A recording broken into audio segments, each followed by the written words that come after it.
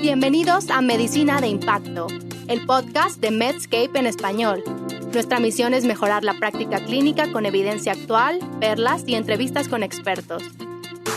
Nuestros anfitriones, Aldo Jiménez y Alejandro Meraz.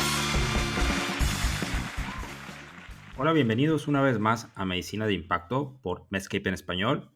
Yo soy Aldo Jiménez. Buenas noches, yo soy Alejandro Meraz y hoy nos acompaña una invitada muy especial, recurrente del podcast. No hay conflicto de interés, obviamente. La doctora Armel Pérez Cortés Villalobos. Bienvenida, Hola. Armel. Que ya no Hola, necesita muchas gracias. presentación. Ya no necesito exactamente. Oye, ¿de qué vamos a hablar hoy, ¿Por qué traemos una infectóloga invitada otra vez?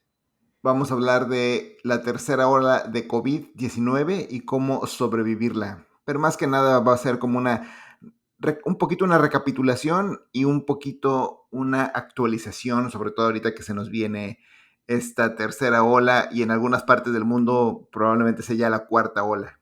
Otra vez COVID, yo pensé que ya se había ido, ¿no? Habían cerrado centros especializados de COVID. ¿Qué nos está pasando, Armel? Pues para nada, el COVID no ha hecho nada más que alimentarse de la imprudencia de muchos de nosotros, con la aparición de nuevas variantes y ahora viviendo en un mundo en el que tenemos acceso a las vacunas de forma poco equitativa, ¿no? Y eso también está costándonos.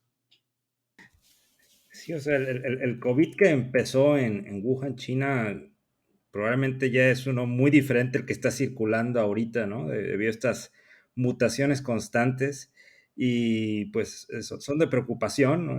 Y tienen varios nombres ahí griegos que alfa, beta, gamma y delta, que es la que más hemos visto con miedo y temor y con preocupación. Sí, definitivamente estamos frente a una enfermedad que está evolucionando y va a continuar evolucionando mientras se siga transmitiendo. Creo que desde la última vez que hablamos, algo que se ha perfilado un poco mejor es la clasificación justo de las variantes, como tú dices. Y la OMS ha hecho como un poco de liderazgo tratando de clasificar y poderlas entender mejor, ¿no?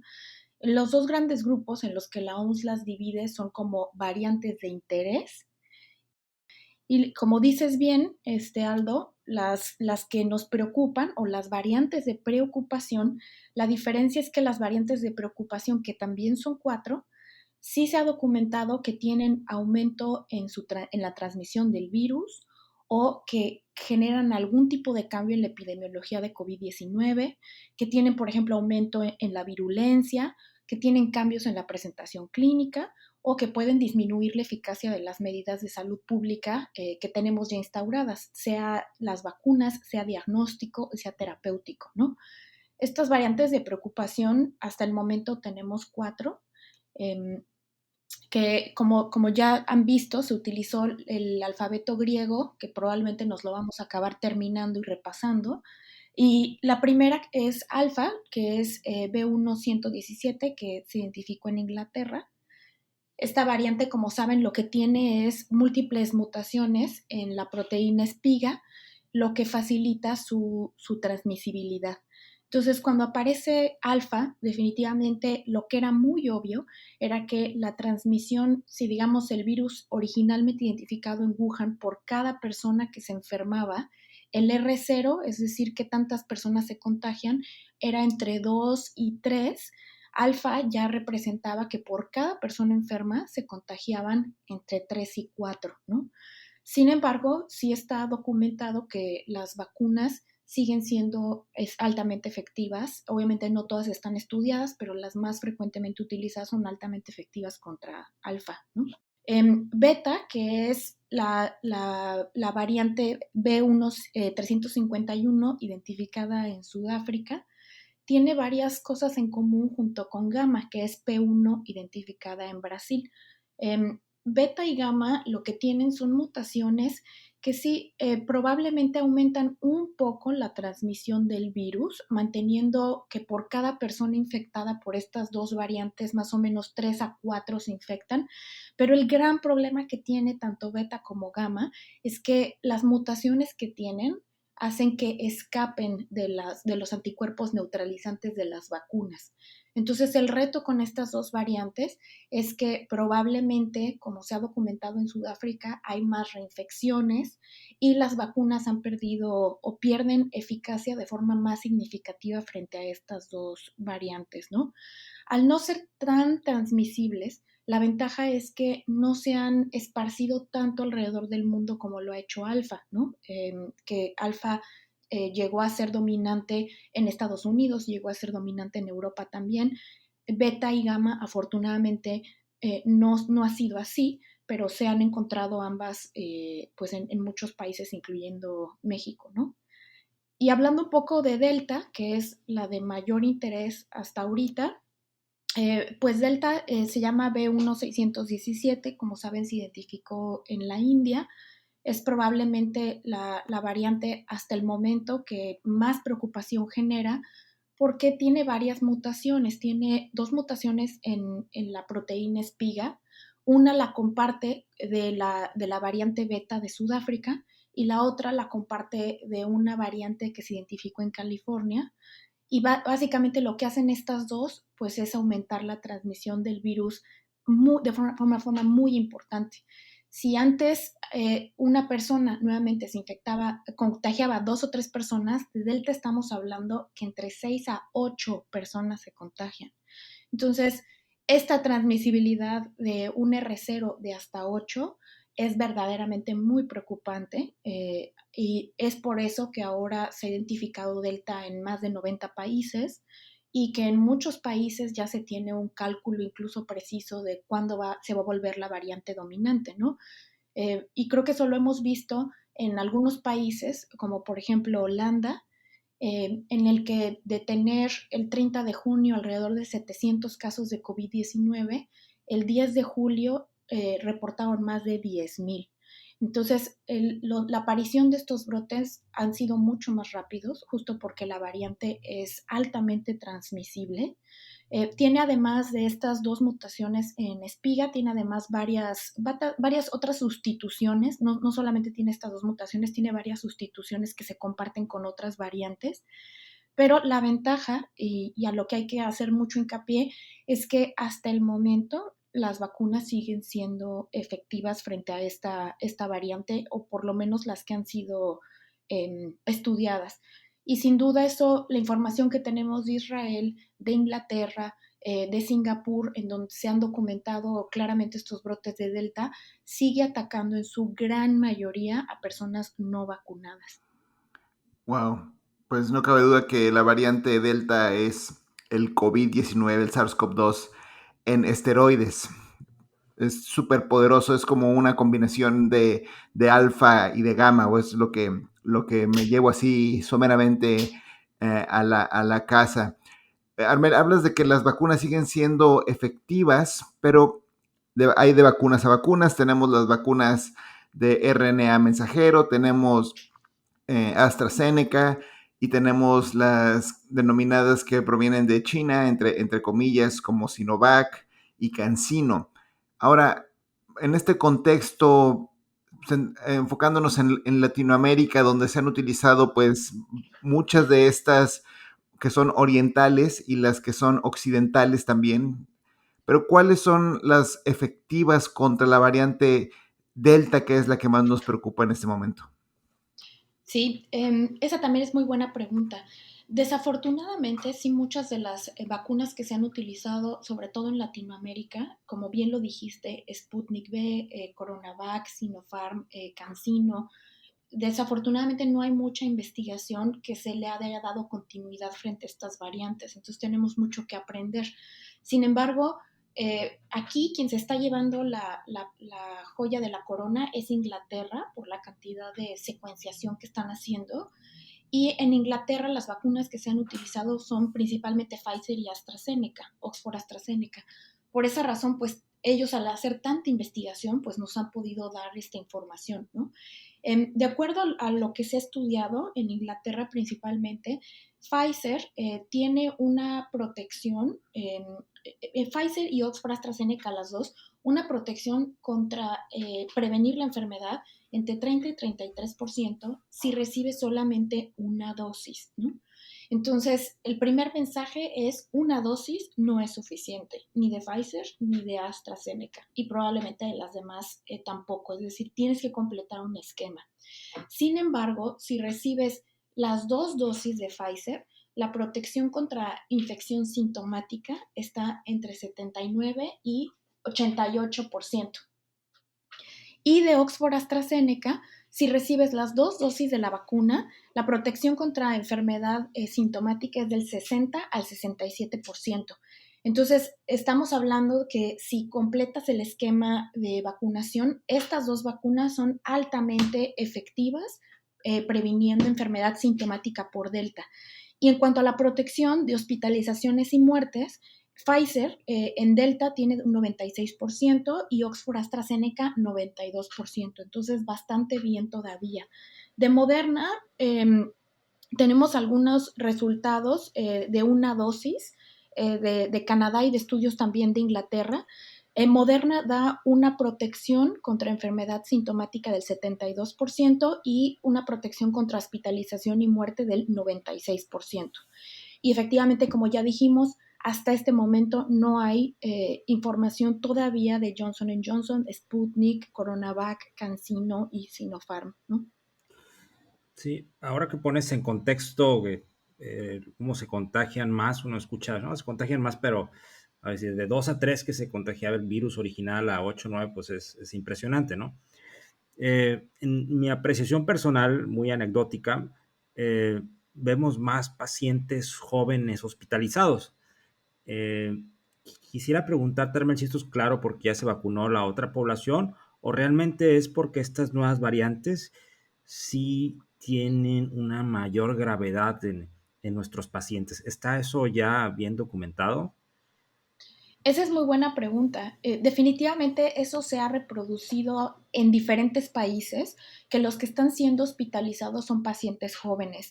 Y sí, en Inglaterra, por ejemplo, el 65% de ellos no estaban vacunados. Entonces hay una clara asociación en que estos pacientes jóvenes que se están contagiando, la mayoría no está vacunada, ¿no? Porque nuevamente, estas vacunas sí son efectivas contra Delta. Y además la población joven en general tiene menos comorbilidades y tiene menos posibilidad de entrada de hospitalizarse. Entonces, es una tendencia epidemiológica porque no están vacunados y eso sí incluso se está viendo en México, ¿no? Que 36% de los hospitalizados ahorita en este momento en México son menores de 49 años. Ese es un punto. En cuanto a qué tan grave es la enfermedad, por supuesto, es algo que nos falta todavía definir, es algo que todavía no se sabe claramente. Si la gravedad es diferente, probablemente la sea. Lo que sí se ha documentado es cambio en la sintomatología que antes no veíamos en el COVID-19 del virus original de Wuhan. Por ejemplo, en Inglaterra hay un estudio que se llama SOE-COVID, estudio de síntomas, y ellos lo que están haciendo es que están secuenciando tanto que saben quién tiene Delta y quién no. Entonces, a estos pacientes que tienen Delta se está viendo qué síntomas tienen y lo que se ha hablado es que aquellos pacientes que estaban completamente vacunados y están teniendo COVID, está predominando cefalea, escurrimiento nasal, estornudos, dolor de garganta y pérdida del olor, ¿no? Es algo que estábamos viendo, pero ahora da síntomas respiratorios más altos, ¿no? Y en el caso de aquellos pacientes que están infectados por Delta, nuevamente, los 5 síntomas que continúan predominando es dolor de cabeza, dolor de garganta, escurrimiento nasal, fiebre y y nuevamente estar estornudando. Entonces, un poco el cuadro típico que habíamos visto el año pasado de COVID, en el que los pacientes tosían mucho, tos se ha disminuido en la presentación clínica, al igual que anosmia ha disminuido en la presentación clínica, y ahora se están agregando síntomas respiratorios altos y además se ha reportado dolor de estómago, náuseas, vómitos, pérdida de la audición y también dolor en articulaciones, algo que no se había visto tanto con el virus original. Pero lo cardinal es que cada vez que veamos un paciente que cree que tiene gripa, que tiene dolor de garganta, escurrimiento nasal, todo eso, ahorita en este momento en la tercera ola, tenemos que descartar que no sea COVID-19. No, pues impresionante cómo ha evolucionado el virus y justo esto resuena con lo que acaba de decir Aldo, que lo que tenemos ahora pues es un virus diferente al que conocimos a inicios del 2020. Armel, a mí me sigue impresionando esto del R0 ahora de la variante Delta, que ya es casi como si fuera un sarampión, ¿no? De acuerdo a su infectividad o virulencia. Ahora, habíamos dicho que la inmunidad de rebaño se podía alcanzar con 50% de las personas que estuvieran ya inmunizadas, ya sea de forma natural o con las vacunas, pero con esta nueva R0, ahora, ¿en dónde estamos parados en cuanto a inmunidad de rebaño? ¿Qué es lo que se necesita para que un país diga, ahora sí ya la logramos?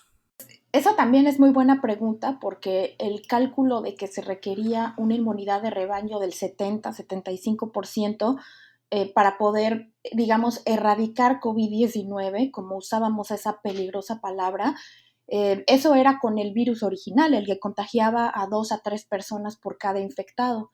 Obviamente, si una persona puede transmitir más el virus, hasta 8 personas por cada infectado, eso también obliga que para poder disminuir significativamente la transmisión de COVID-19 en una región específica, pues tenga que aumentar la inmunidad de rebaño también, ¿no? Cuando se estudió alfa a principios del 2021, con alfa se creía que la inmunidad de rebaño debería de subir a 85%. Y alfa, como saben, y ya explicamos, también tiene un R0 entre 4 y 5. Entonces, la deducción lógica sería que con delta siendo más transmisible, pues necesitas un porcentaje más alto de tu población que esté inmunizado para disminuir significativamente el virus. Algo que bueno, ahora yo creo que es claro que COVID corre un poco el riesgo de volverse una enfermedad peligrosa para las personas realmente no inmunizadas y que los pacientes que están inmunizados, en su gran mayoría, obviamente hay excepciones, pero en su gran mayoría van a cursar con una enfermedad pues no mortal, ¿no? ¿Qué es lo que va a pasar si se va a volver un virus estacional, como habían dicho? Si se va a volver un virus por brotes. Hay varios modelados matemáticos de cómo podría ser que COVID-19 entrara como un virus estacional. No está muy claro de cómo se podría lograr ahora con estas variantes que son mucho más transmisibles, pero creo que las personas, por ejemplo, en el caso de Israel, que es de los países en los que han logrado cerca del 67% que su población esté completamente vacunada, no solo con una dosis, sino completamente vacunada.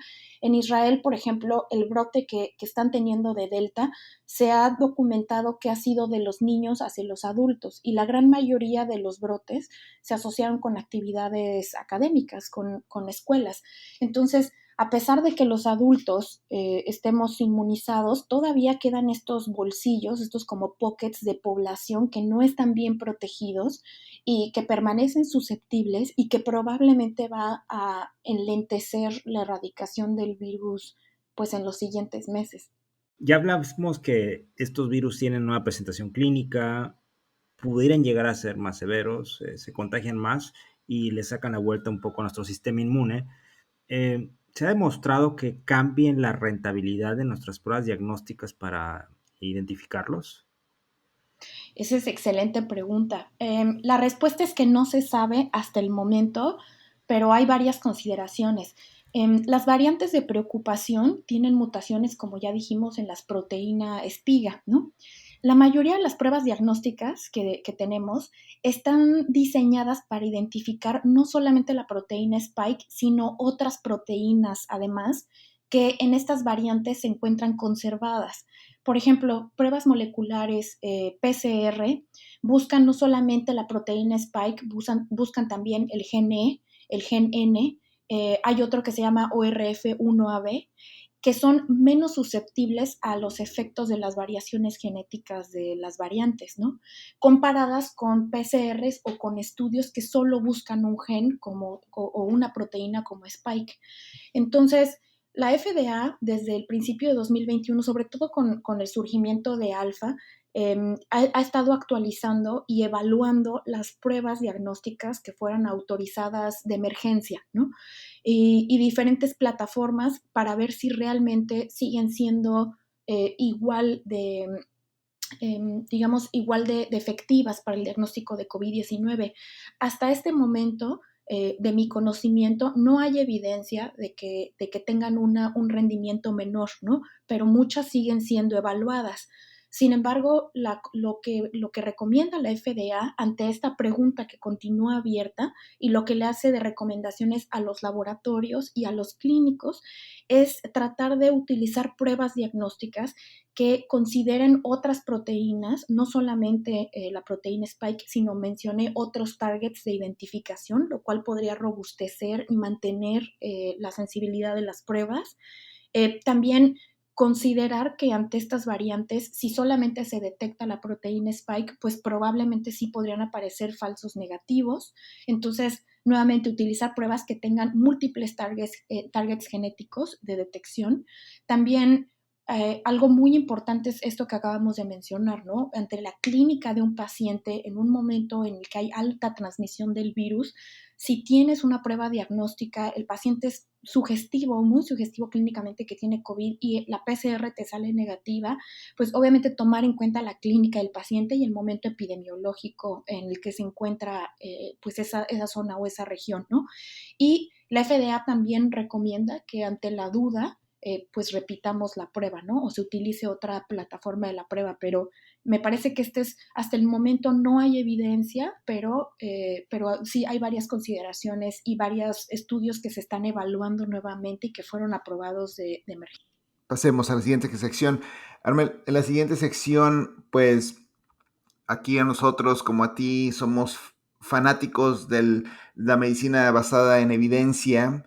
Y en ese tenor quisiéramos preguntarte que nos recuerdes más que nada las cosas que no sirven para el manejo de pacientes con COVID-19, sea la variante que sea, y después pasamos a las cosas que sí sirven y cuándo es el mejor momento de dar los tratamientos.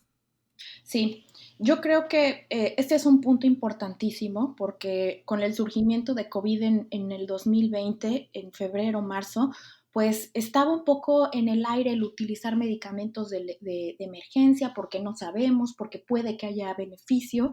Sin embargo, así como la enfermedad cambió, se ha hecho un enorme esfuerzo científico por perfilar el tratamiento y el manejo de COVID-19.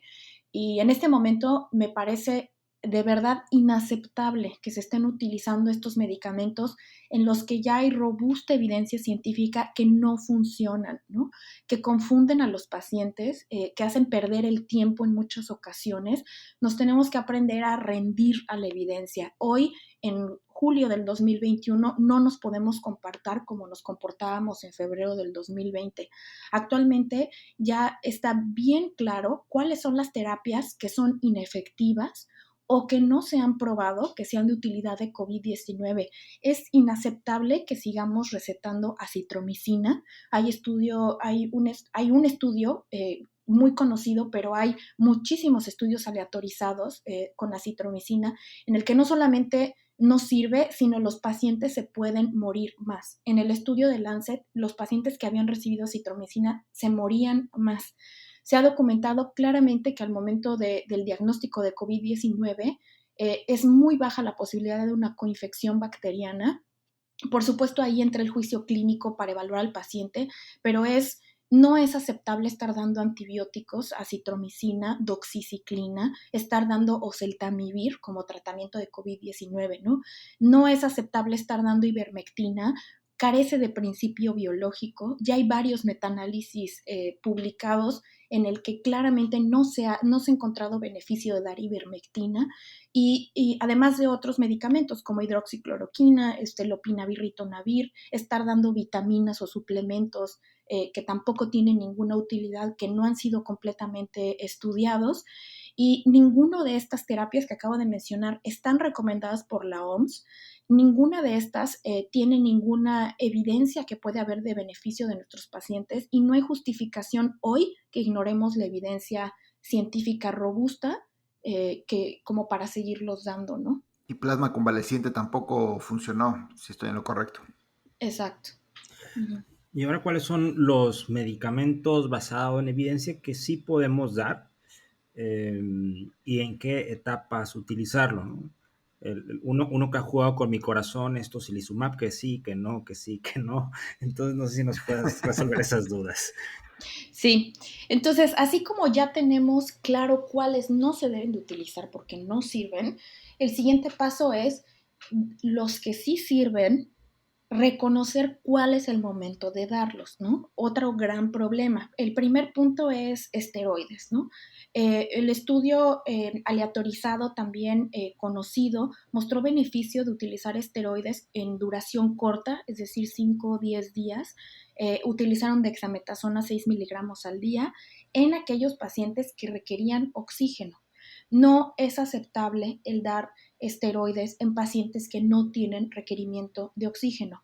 No hay ninguna evidencia a favor de esto, de hecho hay evidencia en contra, se sabe que les puede ir peor a los pacientes. ¿Por qué? Porque si están conociendo el virus y están tratando de montar una respuesta celular y humoral y se la damos de forma temprana en los primeros días, les estamos tirando la misma respuesta que ellos mismos están tratando de montar contra el virus y les puede ir peor. Entonces, la primera droga, que serían los esteroides, no se deben de dar en pacientes que no están requiriendo oxígeno. No tiene utilidad y puede ser dañino para ellos, ¿no?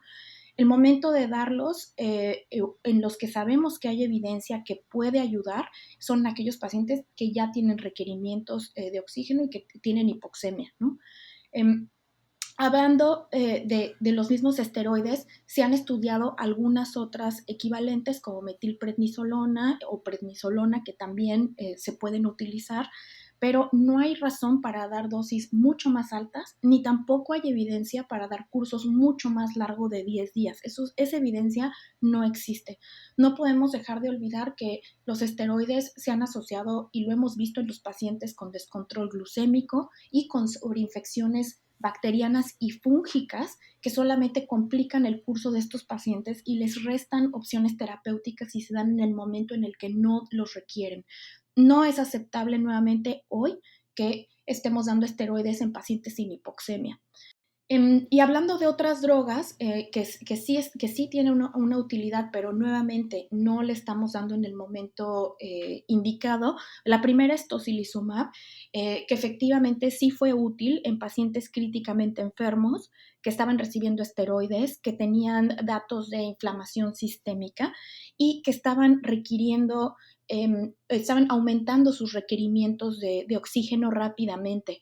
El uso realmente en otra situación clínica probablemente pueda llegar a ser también detrimental para los pacientes. Entonces, el momento ideal para tocilizumab es un poco el escenario clínico que estabas describiendo. Estos pacientes que ya tienen datos de un COVID complicado, de neumonía viral, que están requiriendo oxígeno, que ya están hipoxémicos, que se ve que están inflamados y antes de ser intubados, antes de tener mayores complicaciones asociadas, esa parece ser nuevamente la ventana ideal para tocilizumab.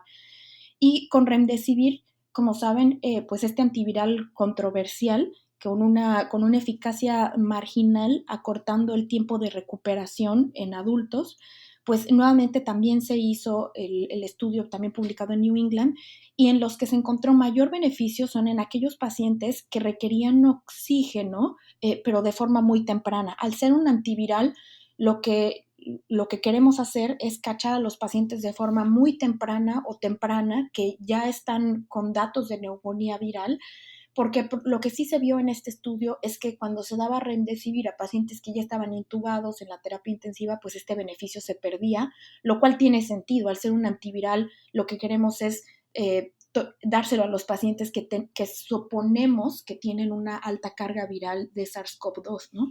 Entonces, tener un paciente intubado, complicado con varios días y pedirle remdesivir no tiene sentido, ¿no? El tener un paciente que todavía no está completamente hipoxémico, que no tiene evidencia de neumonía viral, darle esteroide tampoco tiene sentido. Entonces, estas terapias sabemos en qué momento se deben administrar basado en cómo se diseñaron los estudios, pero efectivamente nos falta una medida objetiva para saber qué paciente es el que se beneficia y en qué momento dárselo.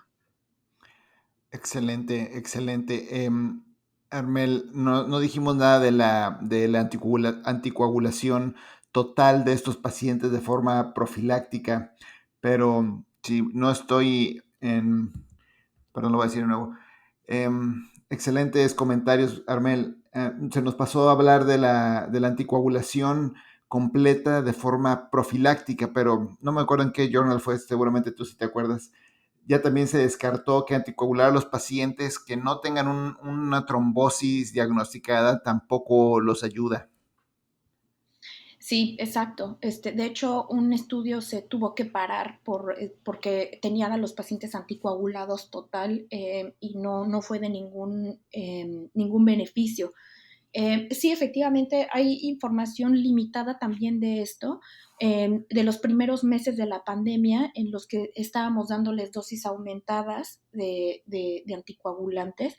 Estudios aleatorizados más recientes han mostrado que la anticoagulación profiláctica es igualmente efectiva a dosis altas de anticoagulación para disminuir el riesgo de trombosis venosa profunda, incluyendo pacientes en la terapia intensiva y con tendencia un poco a tener un riesgo de sangrado menor.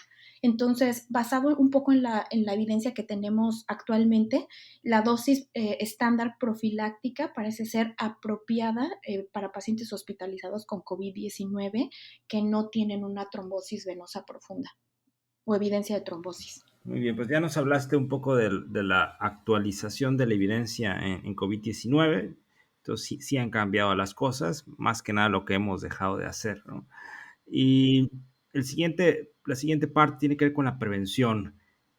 ¿Qué cosas hacemos o hacíamos que no sirven y qué medidas preventivas nuevas tenemos y viejas que hemos dejado de hacer también, que sí sirven, Armel?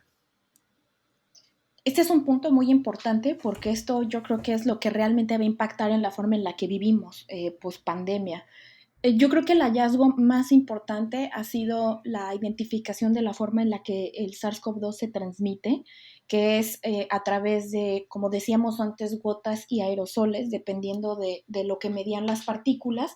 Sin embargo, esta raya que pintábamos entre gotas y aerosoles, sabemos hoy en día que es muy borrosa porque hay gotas un poco, es decir, hay partículas que son grandes, que a pesar de ser grandes, se pueden aerolizar también, ¿no? La primera cosa que sabemos que sí funciona en prevención es sin duda alguna el vacunarte, ¿no? Hoy, julio del 2021, la medida que yo creo que va a ser realmente la salida de todo este gran problema económico, social y de salud es sin duda la vacunación.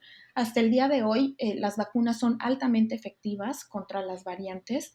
Es algo que se ha robustecido mucho más la evidencia a raíz de Delta y los brotes y las experiencias en los diferentes países me parece que reafirman justo que las vacunas están siendo efectivas. Entonces, la mejor manera de prevención es, sin duda, vacunarte. Creo que había muchas dudas, mucho escepticismo a principio de la pandemia acerca de estas vacunas que se desarrollaron rápidas, que todas las cosas que todo el mundo decía, pero hoy por hoy tenemos casi 4 billones de personas vacunadas en el mundo, ¿no?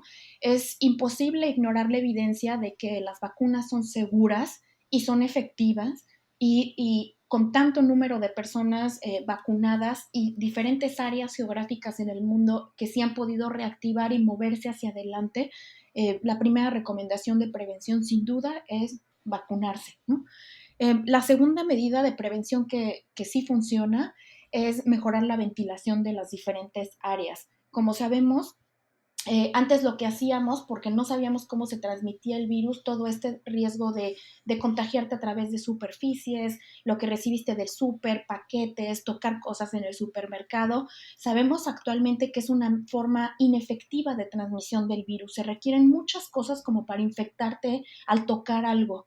Es decir, tiene que haber suficiente carga en el virus en las superficies, tiene que haber cierto aire, cierta temperatura y cierta humedad para que el virus en superficies inanimadas se mantenga hábil y que pueda contagiar. Lo tienes que adquirir tú, lo tienes que inhalar, es decir, tiene que haber muchas condiciones como para que nos podamos contagiar realmente de objetos inanimados y por eso toda esta obsesión que había con bañarnos llegando a nuestra casa, cambiarnos de ropa, los zapatos, todas esas cosas no sirven de nada, ¿no? Realmente no, esa no es una forma de prevención efectiva de COVID-19. Y a esto está relacionado varias cosas que seguimos haciendo, como el uso de tapetes sanitizantes, que no tiene ningún sentido. Como sabemos, este virus no se transmite a través de los zapatos, a través del suelo, se encuentra en el aire. En otras medidas, por ejemplo, de salud pública, que son inútiles, que es un gasto de recursos humanos, como es el estar tomando la temperatura. Esta semana salió un estudio en el que la sensibilidad para detectar COVID-19 al tomar la temperatura es de 9.3%. O sea, es una medida que realmente no sirve, ¿no? No sirve. Lo que hay que hacer es hacer todos esos esfuerzos humanos y todas esas campañas de salud pública que se han hecho, voltearlas hacia mejorar la ventilación de lugares cerrados, ¿no? Tener lugares abiertos, mantener niveles de CO2 bajos. Actualmente, como saben, hay monitores de CO2, que es una medida indirecta de qué tan bien ventilado está un lugar. La FDA, de hecho, ya hizo una recomendación de qué corte se debe de utilizar para considerar que un lugar está bien ventilado o no, que son 800 partículas por parte. Y eso puede ser una forma indirecta de medirlo. Varios países lo han ya incluido dentro de sus protocolos de salud pública, como es Bélgica, que ellos van a incluir monitores de CO2 en lugares públicos como para poder estar abiertos. Y no solamente es identificar lugares más mal ventilados, sino realmente buscar una solución a la ventilación en lugares en los que es complicado hacerlo, por ejemplo, con climas que son extremos, en los que hace mucho calor o mucho frío y que es difícil ventilarlos, en situaciones en las que es peligrosa mantener ventanas o puertas abiertas. Entonces, sin duda, en cuanto a la prevención, sabemos que mejorar la ventilación ayuda bastante y es algo en lo que tenemos que educar a nuestros pacientes y sin duda las medidas y esfuerzos de los países tienen que estar enfocado a esta clara forma de transmisión, ¿no? Haya sido como haya sido las medidas que se tomaron, casi crearon algunas enfermedades en extinción, ¿no? Como la neumonía adquirida en la comunidad y la influenza. Ese es un excelente punto. Sí, efectivamente, a lo largo del 2020 se documentaron la disminución de diferentes infecciones. Obviamente el ejemplo más claro es influenza estacional, pero también otras infecciones como otitis media, también se documentó una disminución y diferentes infecciones que se transmiten pues de forma respiratoria y que sin duda pues el confinamiento y sobre todo el uso de cubrebocas disminuyó su prevalencia. Y bueno, yo creo que esto tiene sentido, esto ya lo hacían en muchos países como Japón, como China, que si tenían un cuadro respiratorio, tenían gripa, se ponían el cubrebocas, tenían influenza, utilizaban el cubrebocas. Creo que eso era una práctica ya habitual en estos países y sin duda es lo que deberíamos de hacer en el futuro, ¿no? Al momento de ver un paciente con un cuadro respiratorio, usa el cubrebocas sin duda y si tenemos algún cuadro respiratorio nosotros utilizarlo también. Oye, Armel, otra cosa que preguntan muchísimo es acerca de las vacunas con referencia a qué hacer si alguien se vacunó y le tocó CanSino no sabemos nada de CanSino y su eficacia contra la variante Delta.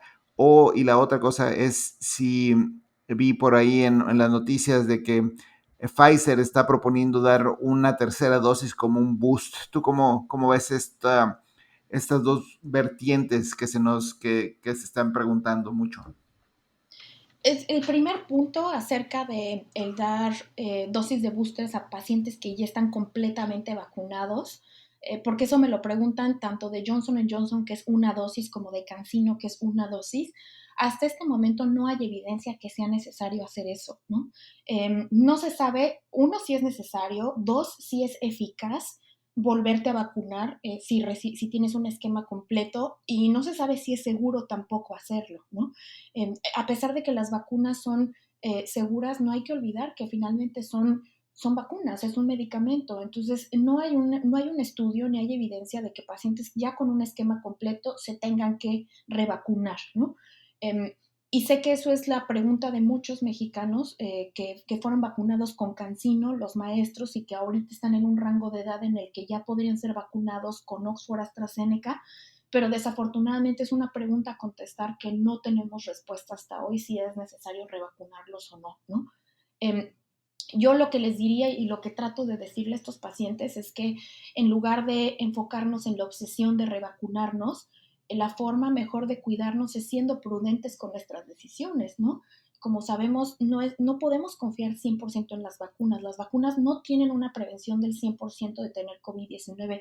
Tenemos que hacer nuestro trabajo, tenemos que evitar acudir a lugares públicos mal ventilados, tenemos que evitar reunirnos con pacientes y con personas que tengan síntomas o que no estén vacunadas completamente y usar el cubrebocas. Es decir, las vacunas hasta este momento no son una medida para olvidarnos de todas las demás, ¿no?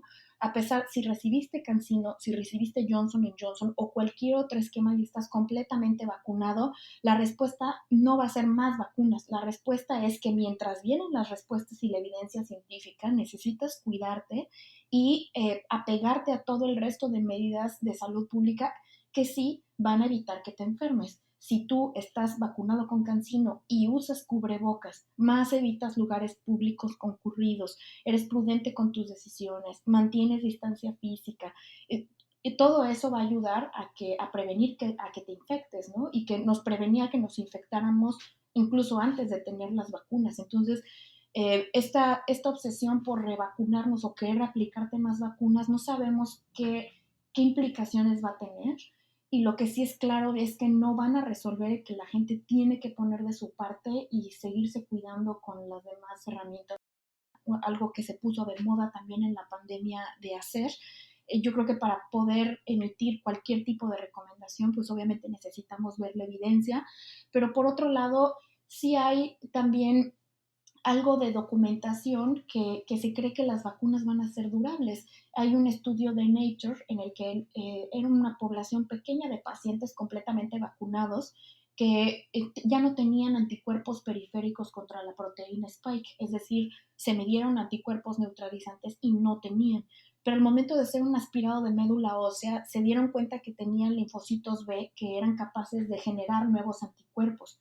Entonces, este estudio en particular abrió un poco la ventana de pensar, obviamente lo que podemos ver nosotros con pruebas diagnósticas pues es algo muy pobre, es solamente una parte de la inmunidad que alcanzamos a medir frente a todo lo que hay, y es muy probable que las vacunas tengan una durabilidad mayor de lo que creemos. Entonces, yo creo que es una respuesta un poco sin contestar. Me llama mucho la atención que apenas dio ese comunicado de prueba de rueda de prensa Pfizer, inmediatamente la CDC y FDA, el mismo día, en cuestión me parece de 3 horas, lanzó un comunicado diciendo no hay evidencia de tener que poner refuerzos si estás completamente vacunado. Es algo que no se había visto, ¿no?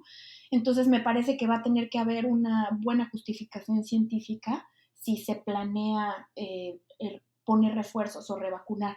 La opción, aquí la excepción de la regla sin duda son pacientes trasplantados y profundamente inmunocomprometidos.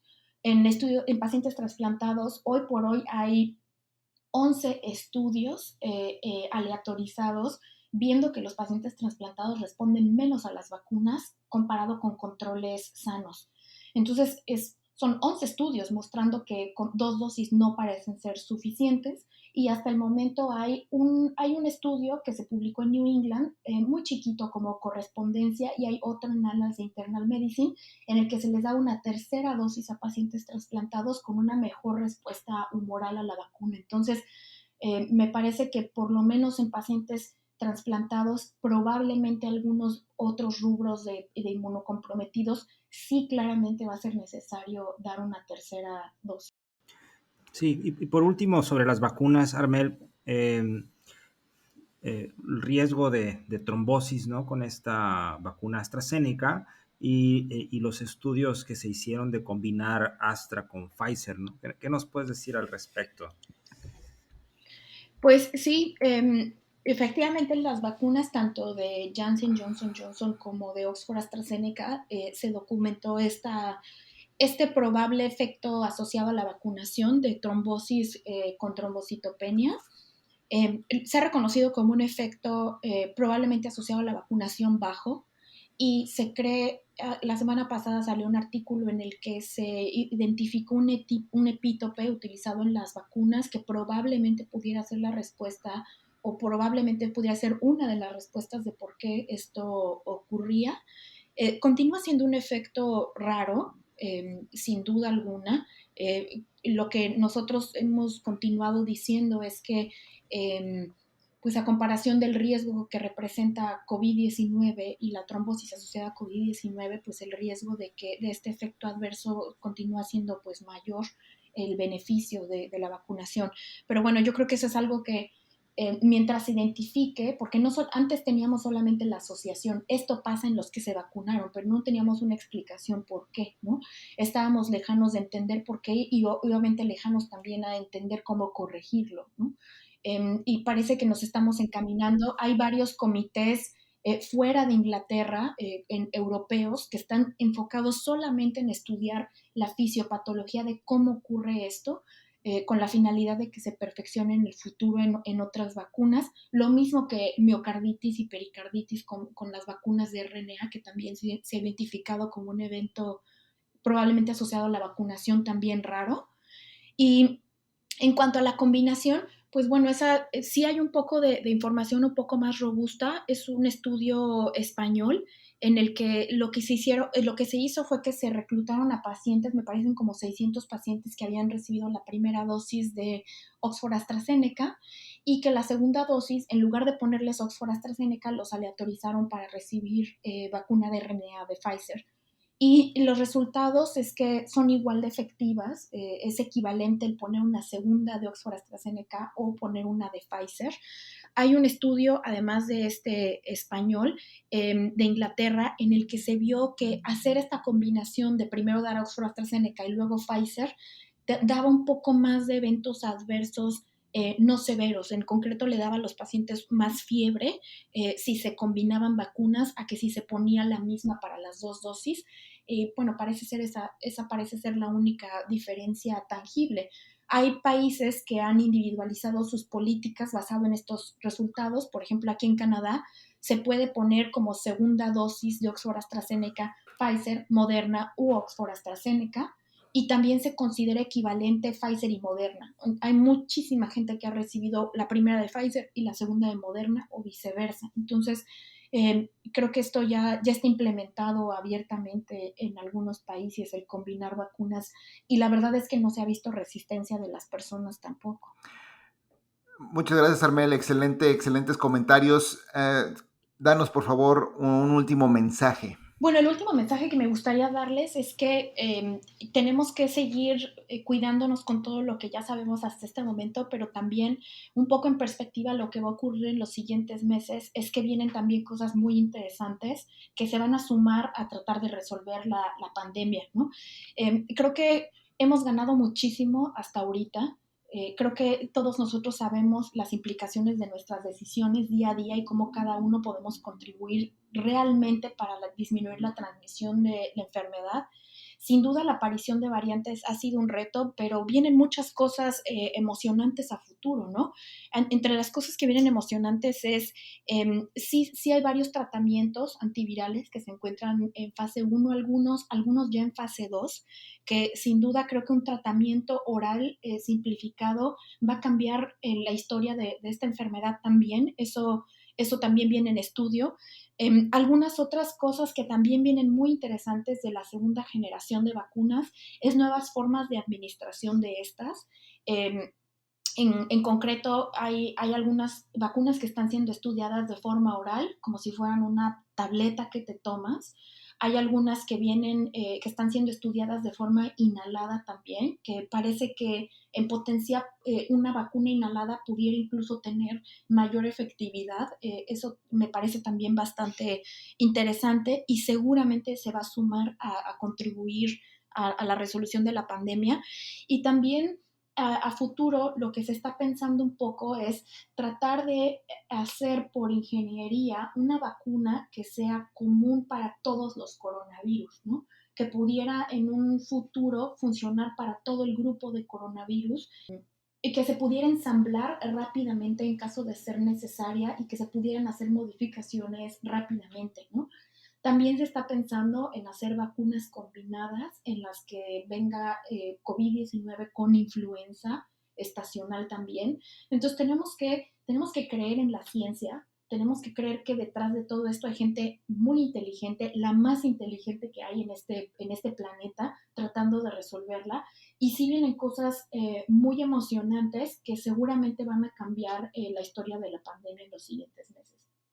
Sigan por favor a Armelle en Twitter, es @Armelle con doble L y de Infectious Diseases. Y también sigan su página de Instagram que se llama Ciencia contra COVID, donde ella postea toda esta información en formato como de slides para que lo tengan ahí disponible y es en un formato muy, muy amigable para toda la población también.